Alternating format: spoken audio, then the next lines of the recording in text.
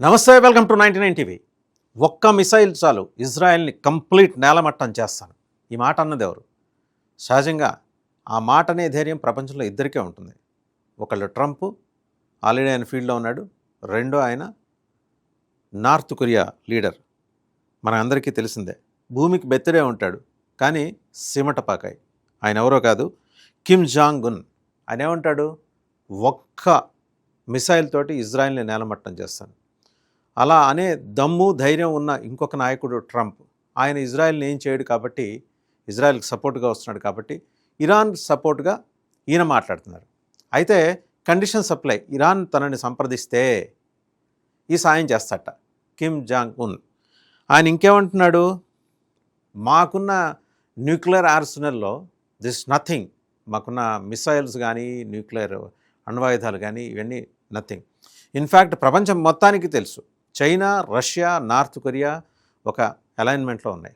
వాళ్ళందరూ కలిసి పనిచేస్తున్నారు. వాళ్ళకున్న విభిన్నమైన కార్యక్రమాలు ప్రపంచం మీద ఆధిపత్యం సంపాదించడానికి, లేకపోతే ప్రపంచానికి తానే పోలీసునని ఇప్పటివరకు చెప్పుకుంటూ వచ్చిన ట్రంప్కు సవాల్ విసరటానికి, లేదా రాదర్ అమెరికాకు సవాల్ విసరటానికి ఈ మూడు శక్తులు, మూడు దేశాలు ఏకమవుతున్నాయి. ఈ క్రమంలో ఆయన చేసిన ప్రకటన సహజంగానే అందరినీ ఆకర్షించింది, ఆకట్టుకుంది, విస్మయం కొలిపేలా కూడా చేసింది. ఏంటి ఆ పుట్టాయన ధైర్యం? కిమ్ జాంగ్ ఉన్ ధైర్యం ఏంటంటే ఆయన దగ్గర ఉన్న అణ్వస్త్ర సంపద, ఆయన దగ్గర ఉన్న missiles and rated as number 1 A grade missiles, ఇవన్నీ తీసుకొచ్చి, హైపర్సోనిక్ మిసైల్స్ అవన్నీ తీసుకొచ్చి, నేను అమెరికాతో యుద్ధం చేయగలను ఇరాన్ తరఫున, కానీ ఒక్క ఇజ్రాయెల్ని లేపేయడానికి ఇన్ని ఆయుధాలు అవసరమా? ఒక్క మిసైల్ చాలంటున్నాడు. నిజంగా ఆయన దగ్గర అది ఉందా? భయపెట్టడానికి అన్నాడా? జనం దృష్టిని ఆకర్షించడానికి అన్నాడా? లేదా ఇదంతా ఒక మీడియా నెరేటివా? ఏవో రకరకాల స్పెక్యులేషన్స్. ఆయన ఎప్పుడు ఏమిటి, ఎందుకు, ఎలా మాట్లాడతాడనేది ఎవరు కూడా గేజ్ చేయలేరు. ఆయనకున్న లక్షణాల్లో అది ప్రధానమైంది. ఇంకా కనుక చూస్తే ఇంకా ఆయన ఏమంటున్నాడంటే, operation epic fury, US led coalition carry out చేస్తున్న ఆపరేషన్ ఎపిక్ ఫ్యూరీకి అగైన్స్ట్గా ఇజ్రాయెల్ మీద దాడి చేయడానికి ఇరాన్ తరఫున తాను సిద్ధంగా ఉన్నానంటున్నాడు. 1 missile is enough to erase Israel. ప్రపంచపటం నుంచి ఒక్క మిసైల్ ప్రయోగించి ప్రపంచపటం నుంచి ఇజ్రాయెల్ని అలా తుడిపేస్తాడట. చేయగల దమ్ము, ధైర్యం, తెగువ, తెంపరితనం, సత్తా అన్నీ ఉన్నాడు కిమ్ జాంగ్ ఉన్. సో ఇదంతా తేలిగ్గా తీసుకోదు, ఇజ్రాయెల్ తీసుకోదు, అమెరికా కూడా తీసుకోదు. డిస్ట్రక్టివ్ రీచ్ అంటే నార్త్ కొరియాకు సంబంధించి ఆయనకు మహా విధ్వంసకారుడైన ఒక బిరుదు కూడా ఉంది.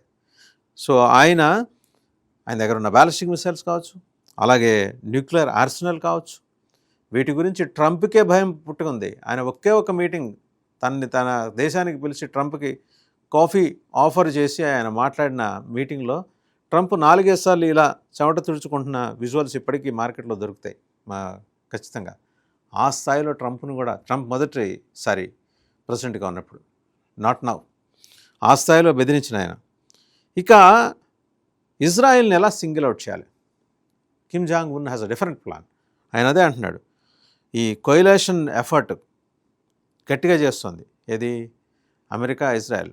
ఒకవైపు ఏమో ఒక జలసంధి దగ్గరేమో యుఎస్ఎస్ ఫోర్డ్ ఒకటి ఉంది. సో గెరాల్డ్ ఆర్ ఫోర్డ్ పెద్ద ఫ్లోటింగ్ సిటీ అంటారు. ఆ పెద్ద యుద్ధం ఒక దగ్గర 5,000 మంది ఉంటారు అందులో. ఎయిర్ క్రాఫ్ట్స్ ఉంటాయి అండ్ ఈ బ్యాలిస్టిక్ మిసైల్స్ని ఎదురుకొట్టి గాల్లోనే లేపేసి ఉంటాయి. ఇంత వ్యవస్థ ఉంటుంది. రోజుకి $8,000 దాని మీద ఏ ఖర్చు. ఇంకోవైపు యుఎస్ఎస్ అబ్రహాం లింకన్ ఉంది. ఇవన్నీ ఉన్నా సరే కిమ్ జాంగ్ ఉన్ గనక ఇరాన్ వైపు వచ్చి నిలబడితే ఆ 2 దేశాలు ఇలా షేక్ అవ్వాలి, ఇలా వణికిపోవాలి. అతని తాహతు కానీ, అతని సత్తా కానీ అలాంటిది.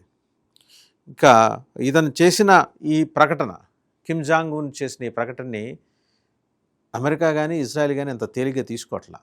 ఖచ్చితంగా వాళ్ళు అప్రమత్తం అవుతున్నారు. ఏమో ఇరాన్ లీడర్షిప్, పోగా మిగిలిన లీడర్షిప్, వీళ్ళ B-2 స్టెల్త్ బాంబర్స్ వేసి, అలాగే రకరకాల ఆయుధాలు ప్రయోగించి, అత్యాధునిక ఆయుధాలు ప్రయోగించి మొత్తం టాప్ లీడర్షిప్ని రోజుకి కొంతమంది చొప్పున ఎలిమినేట్ చేస్తూ వస్తున్న పరిస్థితి. అలాగే మరో 4 వారాల పాటు యుద్ధం కొనసాగుతుందని చెప్పేసి ట్రంప్ చెప్పిన తర్వాత కూడా మరి కిమ్ ఈ రకంగా అంటున్నాడంటే, కిమ్ జాంగ్ ఉన్ ఈ రకంగా అంటున్నాడంటే అతని దగ్గర ఉన్న ఆయుధ సంపత్తి అండ్ దాని అప్గ్రేడేషన్ అండ్ దాని నావెల్ ఫీచర్స్ యుఎస్ని ఇలా వణికిస్తున్నాయి. ఎందుకంటే ఎర్లీ షిప్ డెస్ట్రాయర్స్ దాని దగ్గర ఉన్నాయి.